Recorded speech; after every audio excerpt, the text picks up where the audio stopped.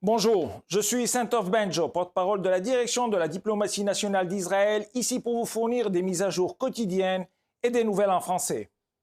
Le porte-parole de Tzahal a déclaré qu'une opération précise est actuellement menée sur la base de renseignements fiables afin de rapatrier les corps des otages de l'hôpital Nasser à Gaza. L'objectif de cette opération bien ciblée et limitée est d'atteindre les agents terroristes du Hamas, y compris ceux qui sont soupçonnés d'être impliqués dans le massacre du 7 octobre. Mardi, Tzahal a officiellement contacté le directeur du centre médical Nasser, demandant l'arrêt de toute activité terroriste du Hamas à l'intérieur de l'hôpital, insistant sur l'évacuation immédiate de tous les terroristes. Les attaques du Hezbollah dans le nord d'Israël hier ont causé la mort d'une soldate âgée de 20 ans et de 8 autres personnes qui ont été blessées. Le peuple d'Israël déplore sa mort, que sa mémoire soit bénie.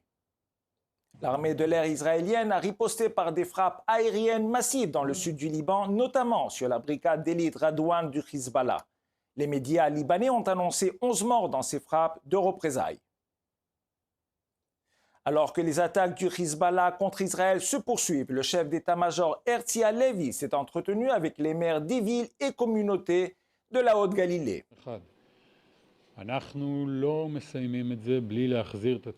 ne cesserons d'agir jusqu'à pouvoir amener tous les habitants de Metula ainsi que tous les habitants du Nord chez eux en toute sécurité. Une délégation de membres de familles d'otages israéliens retenus en captivité par le Hamas à Gaza a quitté mercredi matin l'aéroport Ben Gurion pour se rendre à La Haye, aux Pays-Bas, où elle a déposé une plainte pour crimes de guerre contre les dirigeants du Hamas auprès de la Cour pénale internationale.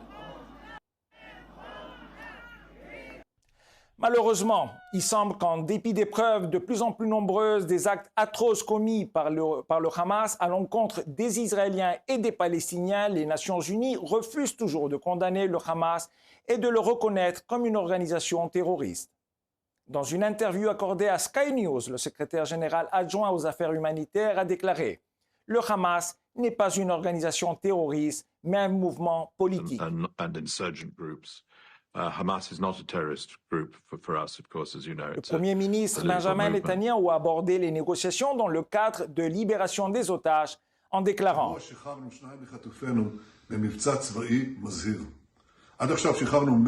Cette semaine, nous avons libéré 2 des otages dans le cadre d'une opération militaire audacieuse. Jusqu'à présent, nous avons libéré 112 otages grâce à la combinaison d'une forte pression militaire et des négociations fermes. C'est exactement la clé de la libération de la plupart de nos otages, une forte pression militaire et des négociations très fermes.